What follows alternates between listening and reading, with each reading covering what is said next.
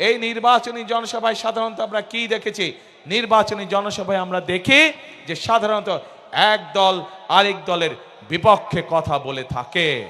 কিন্তু আজ যদি আমি অন্য কোনো দলের বিপক্ষে কথা বলে থাকি, তাহলে জনগণের কি তাতে কোনো লাভ হবে?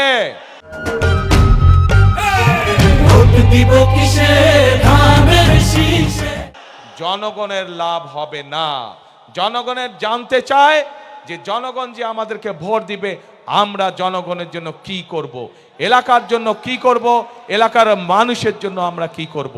সেই জন্যই আজকে আপনাদের সামনে আমরা আমাদের দলের যে পরিকল্পনা, সেই পরিকল্পনাগুলো আমরা আপনাদের সামনে তুলে ধরেছি এবং এই পরিকল্পনা তুলে ধরার মাধ্যমেই যেই কাজগুলো করব, সেই কাজগুলো করার মাধ্যমে আজ আপনাদের সমর্থন আমরা প্রত্যাশা করছি, আপনাদের সমর্থন আমরা আশা করছি।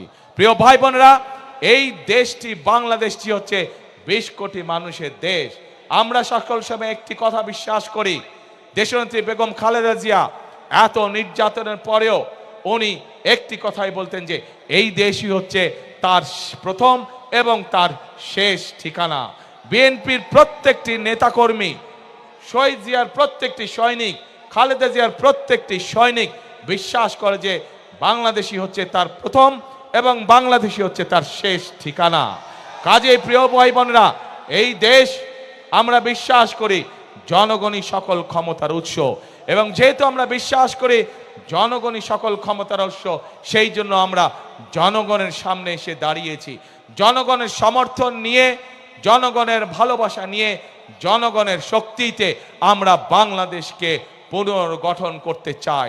যেই বাংলাদেশে সাধারণ মানুষ, খেটে খাওয়া মানুষ নিরাপদে রাস্তায় চলাচল করতে পারবে, যেই বাংলাদেশে সাধারণ মানুষ নিরাপদে ব্যবসা বাণিজ্য চাকরি বাকরি করতে পারবে, যেই বাংলাদেশে মা বোনেরা নিরাপদে কর্মসংস্থানের ব্যবস্থা করতে পারবে, নিরাপদে পথে চলাচল করতে পারবে, যেই বাংলাদেশের শিশুরা, ভবিষ্যৎ প্রজন্মরা তাদের শিক্ষা ব্যবস্থা সুন্দরভাবে করতে পারবে, যাতে করে তারা মানুষ হয়ে গড়ে উঠতে পারে, যেই বাংলাদেশে তরুণ সমাজেরা, যুব সমাজের সদস্যরা তাদের লেখাপড়ার পরে কোনো না কোনো একটি কর্মসংস্থানের ব্যবস্থা করতে পারবে, তাদেরকে বেকার থাকতে হবে না।